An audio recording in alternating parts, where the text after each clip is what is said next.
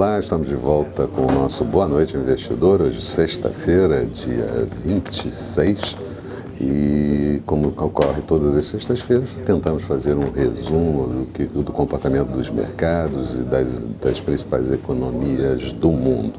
E eu começaria dizendo que o grande diferencial da semana para os mercados de risco foi o comportamento do petróleo. Muita volatilidade em praticamente todas as sessões, afetando também outras commodities e empresas ligadas a esses setores de commodities.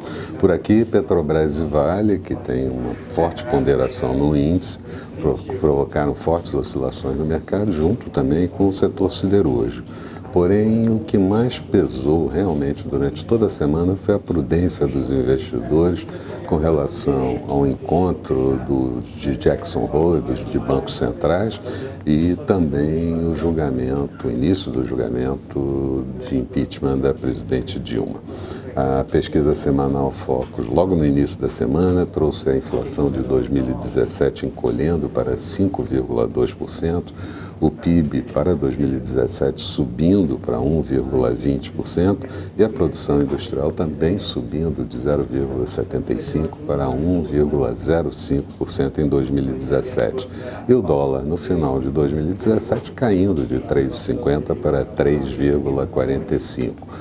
Também tivemos a divulgação do saldo da balança comercial até a terceira semana do mês de agosto, um superávit acumulado no ano de 30,09 bilhões de dólares.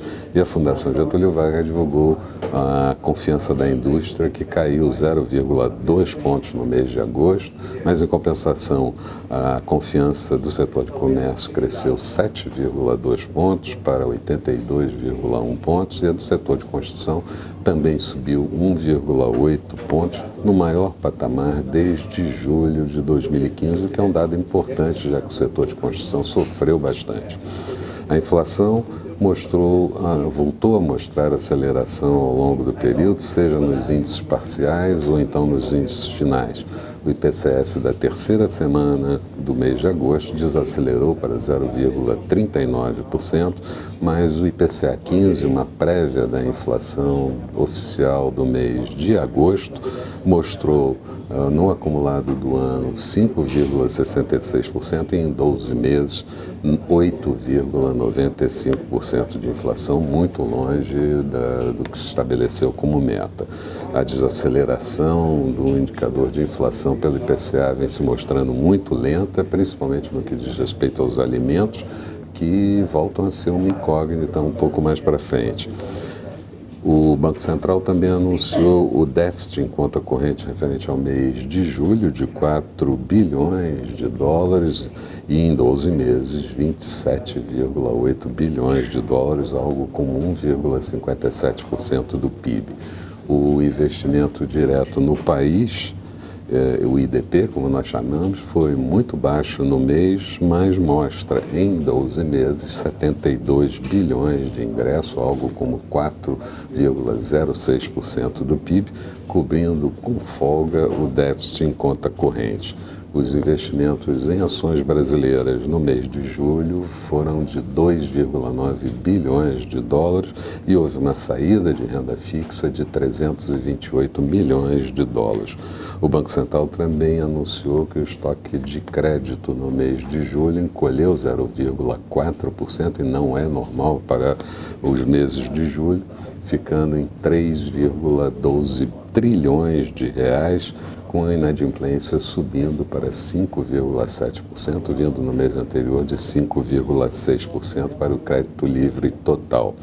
Nível de endividamento das famílias estável em 43,7% e o comprometimento da renda ainda muito elevado, 22,7%.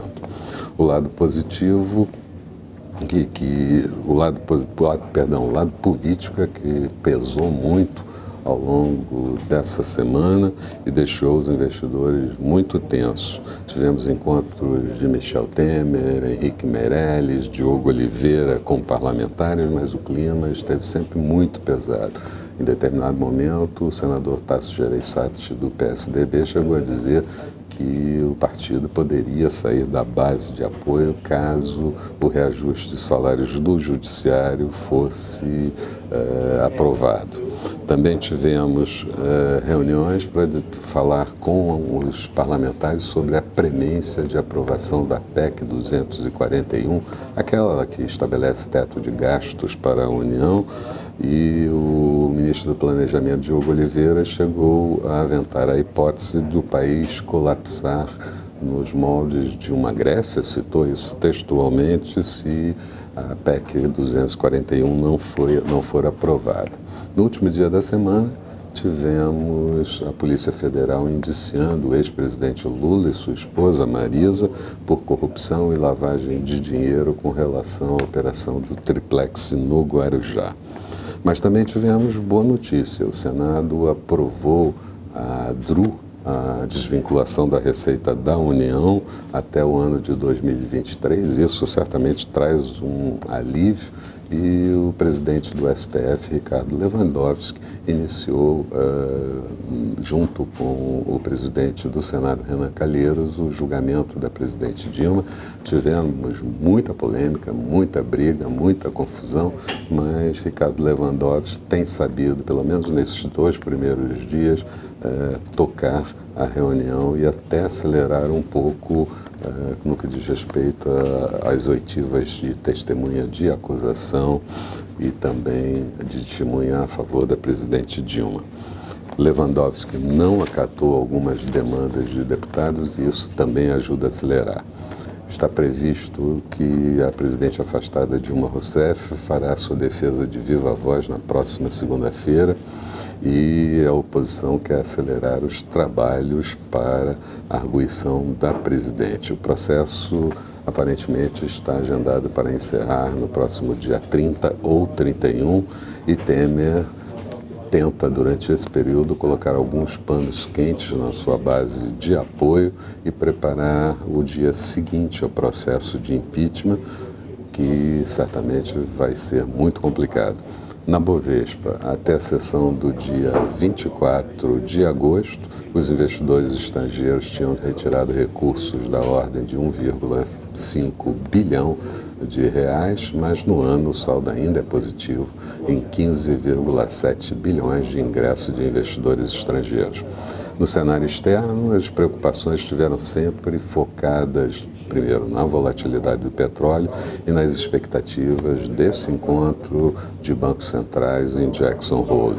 Depois do petróleo se aproximar da cotação de $50, voltou a cair, muito em função da reunião extraordinária que deve ocorrer na Nigéria no mês de setembro, onde aparentemente Rússia e Arábia Saudita chegam a um acordo sobre congelamento de produção para tentar reduzir a volatilidade dos preços, mas Irã e Iraque seguem sendo as grandes incógnitas com relação a esse processo, muito embora o Irã tenha mostrado produção de óleo congelada no mês de julho. Com relação ao encontro do Fed, as expectativas recaíram sobre o discurso de Ellen feito nessa última sexta-feira, 26/8, e o nervosismo foi absolutamente natural, já que se aproxima efetivamente uma hora de elevação dos juros por lá. Alguns presidentes regionais de Fed, a patrocinadora do encontro, Esther George de Kansas, e Robert Kaplan, por exemplo, do Fed de Dallas, reforçaram esse conceito, inclusive estabelecendo algumas relações de que aproximadamente em 3 anos a taxa de juros americana poderia estar em 3%. De qualquer forma, o discurso de Janet Yellen foi ainda um pouco mais duro do que os anteriores, mas ainda um discurso suave e mostrando que a alta de juros vai ser efetivamente gradual. No plano econômico, a semana mostrou a divulgação de alguns indicadores PMI para diferentes países, são indicadores de atividade do setor industrial e do setor de serviços, a grande maioria deles operando acima dos 50 pontos, o que mostra a expansão da atividade, poucos abaixo dos 50 pontos, mas muito próximos dos 50 pontos, como o caso do Japão. Tivemos ainda a divulgação do PIB da Alemanha no segundo trimestre, crescendo 0,4%, taxa anualizada de 1,8%.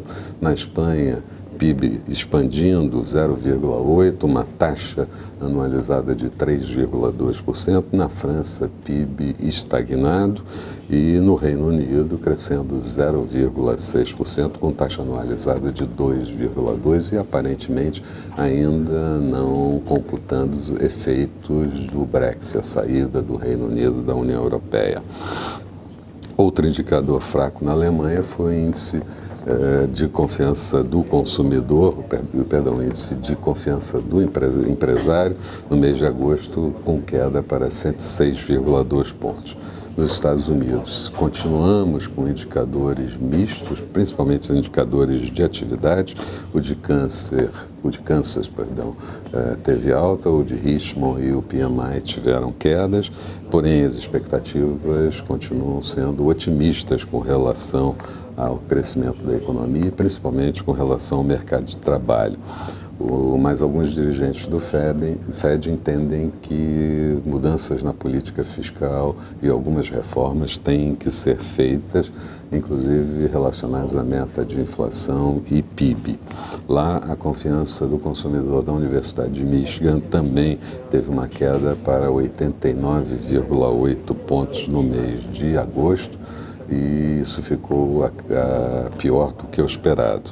Tivemos ainda, no último dia da semana, fortes declarações do vice-presidente do Fed e de outros dirigentes regionais sobre expectativa de juros, e o que se pode retirar disso é que pelo menos mais uma elevação de juros até o final do ano de 2016 parece certa. Resumindo a semana, o índice Bovespa acumulou queda de 2,34%, encerramos a semana a 57.716 pontos. No último dia da semana, praticamente estável, queda de 0,01%. O Dow Jones na semana teve também comportamento negativo de 0,85%, Nasdaq com queda de 0,34% no acumulado da semana. O dólar é que mostrou uma alta de 1,97% no período, encerramos a semana a 3,268 e no último dia da semana uma alta de 1,19%. Falando um pouco de perspectiva, a próxima semana parece ser de grande emoção para os participantes do mercado local, já que vamos ultrapassar essa fase conturbada de 9 meses e ter um desfecho no que pode ser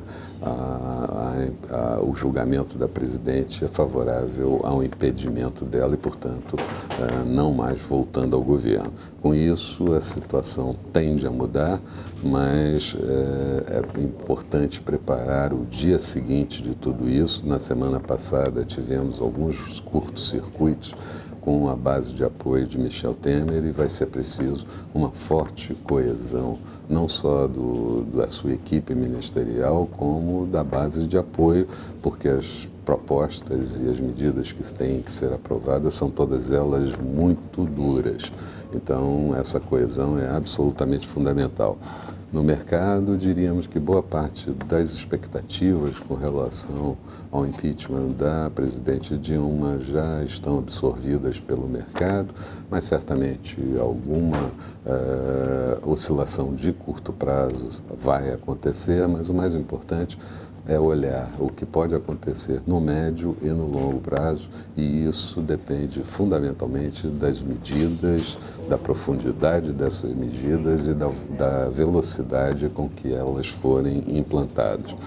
Só para lembrar, a Bovespa está pouco mais de 20% abaixo do seu topo máximo histórico, enquanto os mercados, por exemplo, nos Estados Unidos, trabalham muito próximo do que foi a bolha de internet. Portanto, seria fundamental que nós ultrapassássemos a faixa dos 59.300 pontos, alguma coisa como 1.700 pontos acima do encerramento, para ganhar novos objetivos na faixa de 62 mil pontos ou 63 mil pontos. Mas para que isso ocorra, vamos precisar do auxílio luxuoso do comportamento dos mercados no exterior. Medidas que podem ser adotadas para a zona do euro em termos de distensão monetária, medidas que possam ser adotadas com relação à valorização do iene frente ao dólar ou ainda com o processo de deflação que ocorre no Japão, a perseguição da China do crescimento econômico e a normalização do seu sistema financeiro e ainda, certamente, tudo que pode ocorrer nos Estados Unidos com relação ao aumento da taxa de juros e fluxo de recursos no mercado internacional. O momento é de virada, parece ter chegado, mas é preciso tomar um pouco de cuidado com a avaliação de todas as nuances que envolvem os mercados de risco.